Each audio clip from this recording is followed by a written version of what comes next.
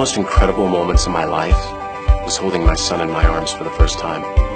I'd always hear people describe a love towards their children, but I'd never really experienced it until that moment. You know, they say children can learn the voice of their parents even during pregnancy, and I remember saying my son's name and him just turning and looking at me. It was just this moment where he recognized my voice and I lost it. With a bunch of tears running down my face, I told him, "I love you so much. I'm your dad." How you doing, Ashton? I think you could argue that the greatest ability we are capable of as humans is to love and to be loved. C.S. Lewis wrote a book called The Four Loves, and he breaks it down into 4 categories: affection, friendship, romance, and unconditional. But what's fascinating about this is that 3 of these we're able to give as humans, but only 1 is able to be received because we are incapable of giving it. I mean, when you really think about it, this is the one universal language we all speak. It's not limited by borders, language, space, or even time. You know, my mom died from cancer over a decade ago, and I still love her. Love is its own category, and yet we try so hard to replicate it or pretend it to be something other than what it is. See, we have this amazing euphoric experience that we think we understand, but the trueness of love, the wholeness of what it was meant to be, is so often misrepresented. We mistake love for looks, passion for romance, and then assume that love is temporary when in fact it's eternal.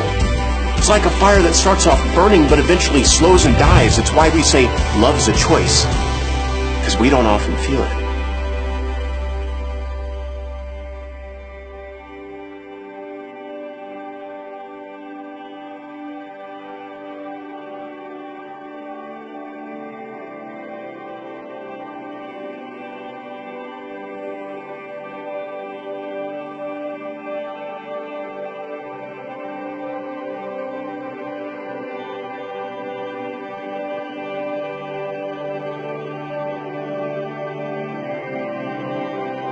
Jesus told a story in the book of Luke about a shepherd.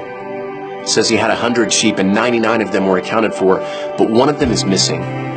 Jesus says that the good shepherd goes after this one lost sheep, and when he finds it, he has to carry it home on his shoulders. Now, if I'm being honest, I think to myself, who cares? It's one animal.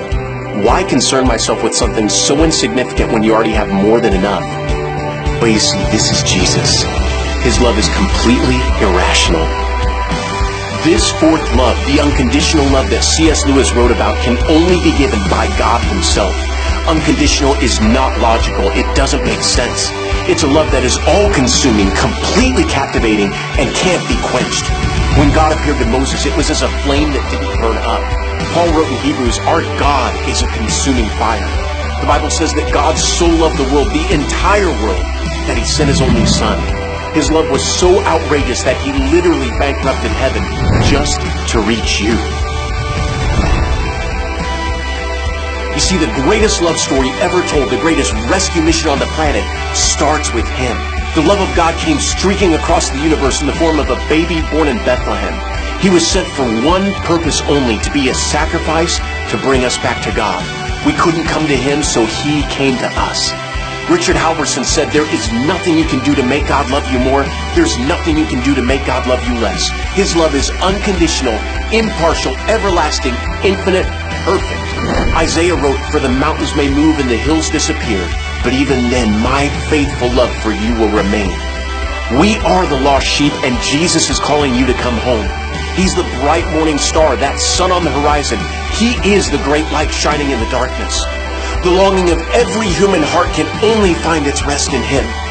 He didn't have to choose to love you because his heart has never stopped bursting for you.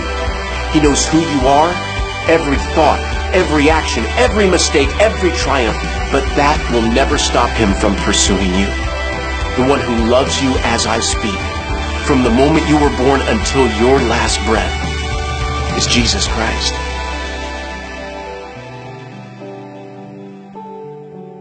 He never left you. He's chasing you and won't give up till he finds you. And that is love.